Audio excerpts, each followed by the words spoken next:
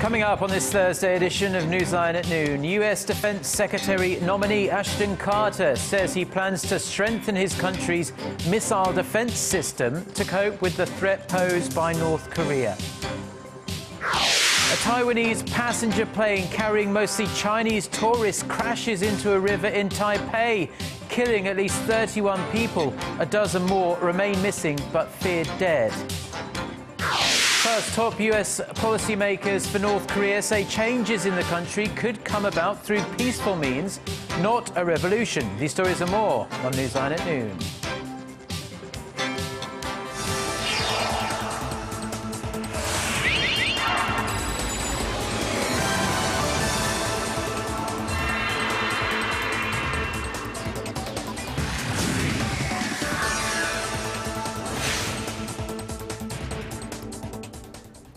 It's noon Thursday, February 5th here in Korea. Thanks for tuning in. Live from Seoul, I'm Eoh Jin-joo. It's very good to have you with us. I'm Mark Broome. Our top story this Thursday lunchtime here in Seoul. The man in line to become the next U.S. Secretary of Defense is talking very tough on North Korea. At his Pentagon confirmation hearing on Wednesday, Ashton Carter vowed to use all necessary force to defend the U.S. against Pyongyang's ballistic missile threat. Now, striking a hawkish tone, Carter also stated his support for sending more weapons to Ukraine. Connie Lee reports. U.S. Defense Secretary nominee Ashton Carter has vowed to use a full range of capabilities to protect the U.S. against North Korea.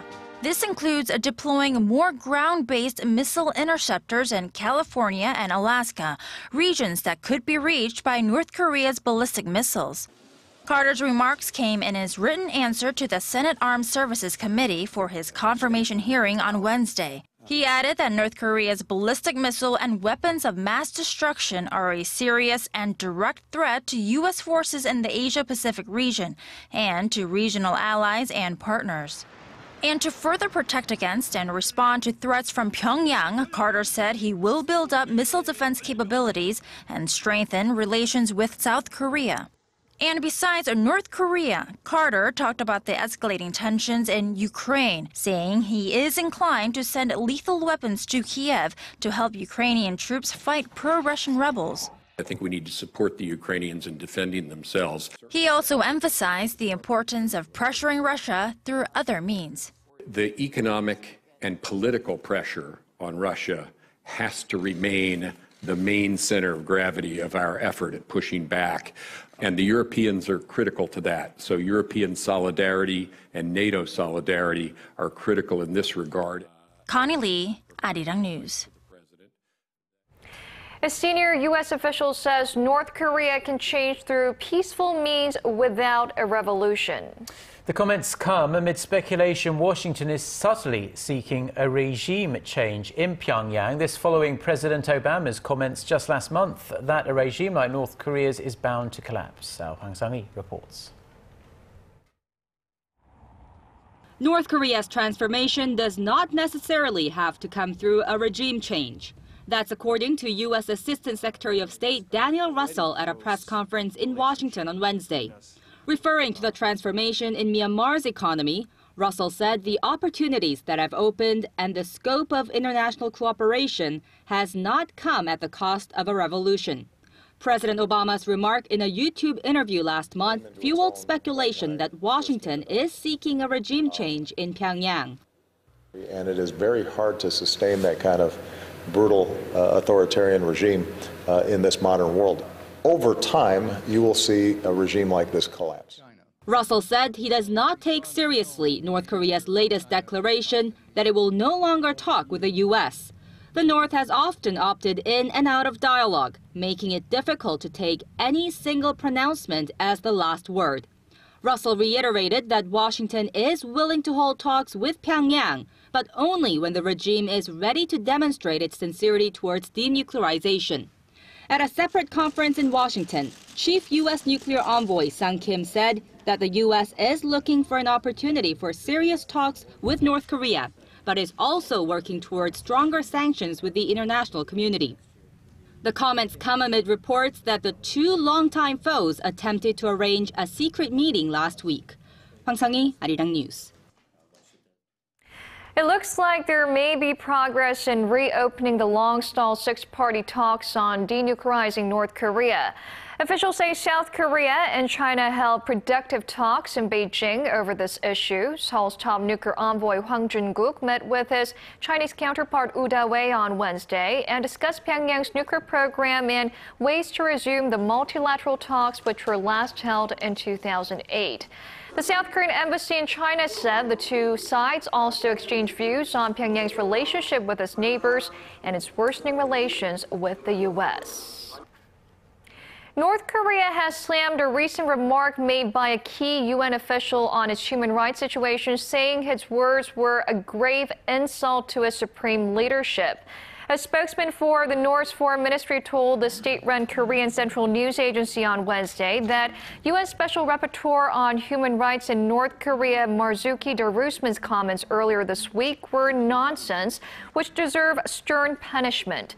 In an interview with the Associated Press on Monday, Darusman said some 100,000 political prisoners in the North's prison camps could be released immediately if the Kim Jong-un regime was replaced with a new leadership. The North Korean official also claimed that the U.S. was writing fake scripts for North Korean defectors to generate false accusations against Pyongyang on the international stage, and added that it will verify all testimonies given by the defectors. Now, the debate over taxes and welfare is heating up. Korea's ruling party says it's time to reconsider whether to keep some free welfare programs. The main opposition party says the welfare system is not the major issues, but is rather the current tax system that favors the rich. Our Eoh Jin-joo reports. More welfare without tax hikes, a promise that once sounded too good to be true, is now stirring up debate between the two rival parties. When President Park Geun-hye took office, she promised to expand welfare without increasing taxes by cutting down on unnecessary projects and plugging tax loopholes. However, the recent hike in cigarette prices and revised income tax codes resulted in public criticism that such policies were hurting ordinary salaried workers. Both parties agree that providing more welfare without increasing taxes just won't work, but the two differ on how to fix the problem. The ruling Saenuri Party is calling for a new welfare system that works for Korea. The ruling party's chief policymaker Won Yu-chul says the government needs to reconsider the provision of free school lunches and free childcare programs. He also said instead of increasing taxes, the government should try to provide necessary welfare according to the tax it collects. The party's new floor leader, Yoo Seung-min, however, says increasing taxes is not out of the picture yet, and the party should discuss ways to provide at least some free welfare programs. The main opposition New Politics Alliance for Democracy thinks the problem lies with the tax system itself, not on expanded welfare. The main opposition's floor leader, Woo Young-gun, said Parliament should set up a special committee to revise the current tax system. The party also believes that various tax benefits for the rich and the president's pro-business policies are what's causing the country's widened social polarization and the ballooning household debt. With a little more than a year left until the general elections, the two rival camps are under pressure to find a way to appease an angry public that's criticizing the government for squeezing money out of average wage earners. Lee Ji-yoon, Arirang News. Now, with all this debate about welfare versus taxes, a new report from the OECD may help put things into perspective. The report shows Koreans spend the least on social welfare and don't pay enough tax to cover the benefits they do have. Our Song Ji-sun has the details. Korea's welfare spending is the lowest in the OECD. The country ranks dead last at 28th out of the 28 OECD countries surveyed last year. The index presents welfare spending as a percentage of GDP, taking into account spending on taxes, pensions, and health and social insurance. Korea's welfare spending was just over 10% of GDP in 2014, less than half of the OECD average. That's just a third of the spending of European countries that top the list. 6 OECD member nations without 2014 data were excluded from the analysis. Separate data from 2013 shows that the tax burden on Koreans was 24% of GDP, which is also well below the OECD average and just around half that of major European countries. Korea's social welfare spending has hovered at the bottom of the OECD for the past 2 decades. The reports indicate that Koreans are paying less for social welfare and are thus receiving fewer welfare benefits than the countries surveyed. Economists say that Koreans need to pay more taxes to ensure they have a strong social safety net, especially with the combination of slowing growth, a low birth rate, and a rapidly aging population that is sure to lean on the welfare system as they grow older. Song Ji-sun, Arirang News. The Korean government continues to argue that the country's free trade deals with the world's 3 biggest economies, the US, the European Union and soon to be China, would serve as a springboard for economic growth. But Korea's trade with the EU actually swung from a surplus to a deficit shortly after Seoul and Brussels signed their FTA in 2011, and the shortfall has since widened, our Shin Se-min reports. A $10.2 billion deficit. That's how much Korea was down from trading with EU nations last year. Korea's exports to the world's single largest economic bloc reached over $50 billion, while its exports topped $60 billion. The deficit trend began after the Korea-EU Free Trade Pact was signed in 2011. The following year, Korea suffered the first deficit in 15 years in its trade with Europe, with a shortfall of $970 million. And it rose to $7.3 billion in 2013. The reversal in trend is attributed to the fragile European economy. The situation was so desperate that the European Central Bank recently decided to pump $68 billion every month into the economy to prevent it from completely grinding to a halt. On the plus side, lower tariffs meant a surge in European exports to Korea. Sales of German cars in Korea, for example, jumped nearly 30% last year alone. Imports of German cars, European furniture and medicine soared, and with the recent sanctions against Iran, many Korean importers turned to EU for crude oil. Although most Korean exporters suffered from a slow economy in Europe, shipbuilders were the hardest hit. Korean shipyards saw their deliveries to Europe tumble 50% from $12 billion in 2011 to $6 billion last year. While overall demand is suppressed, Chinese and Japanese shipbuilders have offered cheaper prices to snatch orders from their Korean rivals, taking advantage of the Korean currency's appreciation. He added that the trend of slow exports to the Eurozone is likely to continue, at least in the foreseeable future. Experts say that although the gaping trade shortfall is largely due to chronic economic slump in Europe, Korean companies will have to step up efforts to make their products more attractive to European consumers in terms of price, quality, and branding. Shin Se-min, Arirang News. Jordan has warned of an earth-shaking retaliation against Islamic State after its horrific killing of a Jordanian pilot this week. The Arab nation is expected to intensify its role in the U.S.-led coalition against the militant group's brutality that has even angered hardline religious leaders across the Middle East. Kim Min-ji reports. Jordan has vowed an escalated fight against the group calling itself Islamic State, saying that the death of its pilot will not be in vain. After the release of an extremely graphic video showing the pilot being burned alive inside a cage, Jordan swiftly hanged 2 Iraqi jihadists on death row, including Sajida al-Rishawi, the woman the militant group had demanded in a prisoner swap. Jordan's King Abdullah says they will stage a relentless war against Islamic State to protect their faith, values, and human principles. Thousands of people holding pictures of the monarch and pilot expressed their support as they greeted their king, who was returning from a short trip to Washington, where he reaffirmed the country's resolve to destroy the militant group. The execution has sparked anger and condemnation across Jordan and the Middle East. Arab League Secretary General Nabil al-Arabi said the killing was brutal and beyond belief. What we have witnessed about the brutal, savage way of killing Lieutenant Muaz al-Kasasbah is beyond belief. It is a barbaric act which should be condemned by everyone in the world. Some Muslim clerics, even those with close ties to jihadists, called the murder despicable.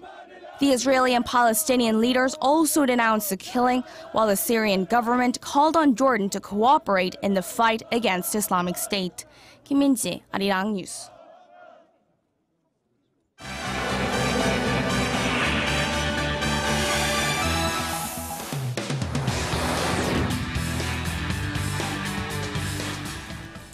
Time now for a look through some of the other global headlines we're following this Thursday lunchtime from Seoul. For that, we connect to our Eunice Kim at the News Center. Eunice, what was supposed to be a routine domestic flight quickly turned into a nightmare when a passenger jet crashed into a river in Taipei yesterday. That's right, Mark. So far, at least 31 people are confirmed killed in what appears to be an accident, though that figure could rise with today's recovery efforts, as 12 people are still unaccounted for. Connie Kim has this story for us. Recovery operations are in full swing at the site of the Trans-Asia plane crash in Taipei, Taiwan, that has left at least 31 people dead. Dramatic video footage captured by a car dashboard camera shows the ATR-72 clipping a bridge shortly after takeoff and crashing into Keelung River. There were 58 people on board. After the Kinmen Islands-bound flight plunged into the water, 15 people were pulled out of the plane, and rescue workers are searching the recovered fuselage and in the waters for the remaining 12 passengers. Most of the passengers on board were Chinese, and China is communicating with Taiwanese officials to provide the latest information to the victims' families. The city of Xianmen, just off the coast of Kinmen Islands, where the plane was headed, is also gearing up to support relatives of passengers. As soon as the entry permit is issued, we will fly the family members there. We are hoping to take them over by Thursday morning. Aviation officials said the flight from Taipei Songshan Airport lost contact just minutes after takeoff, and they're still searching for clues to what caused the crash. Local media reporting the pilot's final words were "Mayday, Mayday, engine flame out," but authorities have not verified that. Officials have, however, recovered the aircraft's black box flight data recorders and are studying them for clues. The crash of Trans-Asia flight ATR-72 was the airline's second fatal accident in 7 months, raising questions about the company's safety standards. Connie Kim, Arirang News. And on to other news now. A hit for Greece. The European Central Bank has abruptly canceled Athens' access to its direct liquidity lines, forcing the new anti-austerity government to turn to its own banks for much-needed funds. The ECB decision comes after a group of central bank chiefs met in Frankfurt on Wednesday, citing concerns on Greece's ability to make good on its existing bailout commitments. The central bank disqualified the devalued Greek government and bank bonds from being used as security for ECB funding. The move kicks in next Wednesday, or February 11th. Now, hours earlier, Greek Finance Minister Yanis Varoufakis had emerged from a meeting with ECB President Mario Draghi, in which he told media an excellent line of communication was forged. Also seeking support for a new debt agreement was Greek Prime Minister Alexis Tsipras, who met with leaders of the European Council and Commission and French President François Hollande on Wednesday. And finally, a U.S. terror convict has pointed to members of the Saudi royal family as being supporters of the extremist group Al-Qaeda. Zacharias Moussaoui, a former Al-Qaeda operative imprisoned for life, gave testimony as part of a lawsuit being filed against Saudi Arabia by families of 9/11 victims.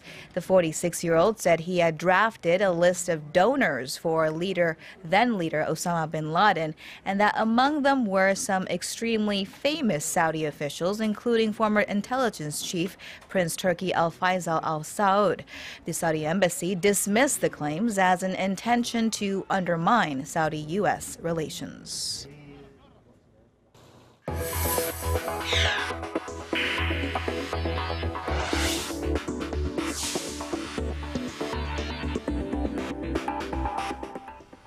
Now, the world's biggest tech firms are betting on the future of the so-called smart home, a living space where every gadget is connected to the World Wide Web.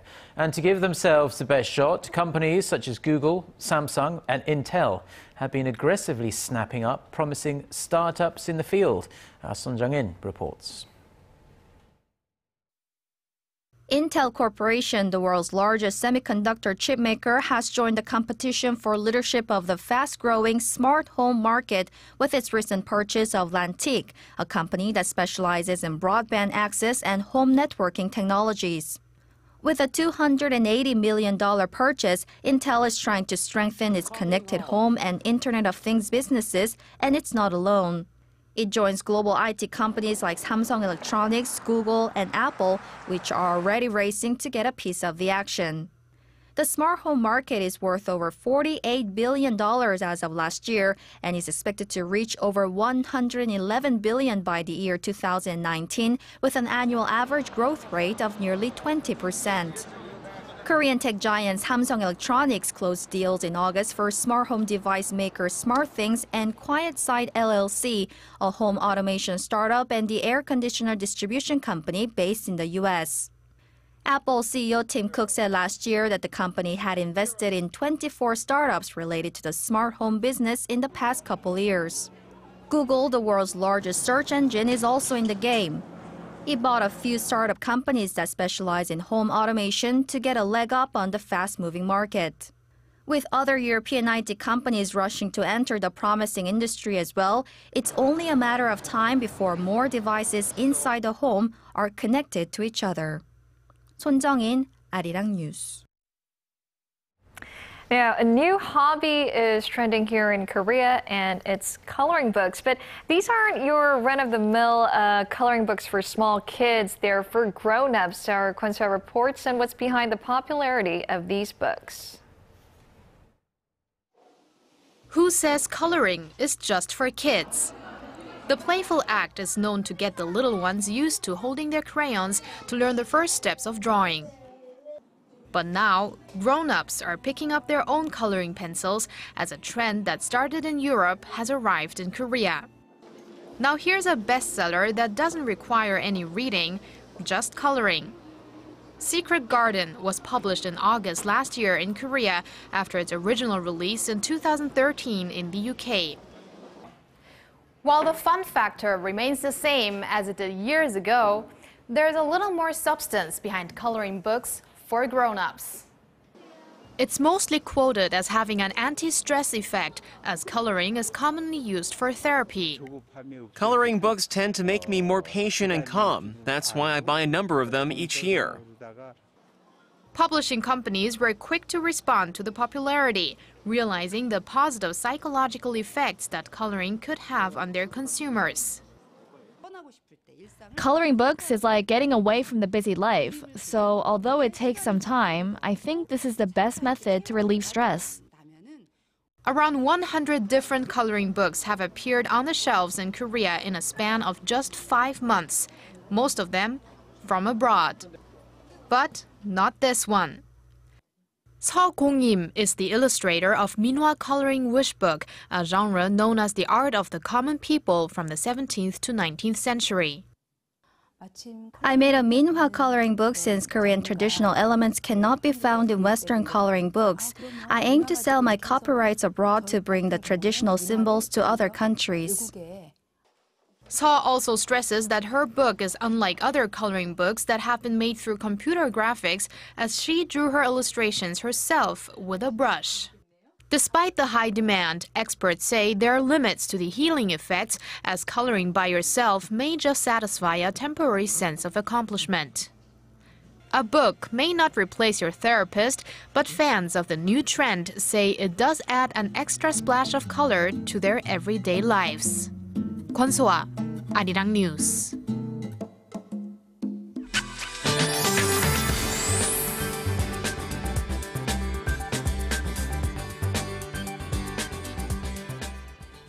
Most of the nation is having another dusty day today. The levels of fine dust are still higher than usual, including here in Seoul, but that should go back to normal as we head into the midday. Then the sun will shine down on the whole peninsula. But parts of the east, including Gangwon-do and Gyeongsangnam-do provinces, will have to deal with more snow.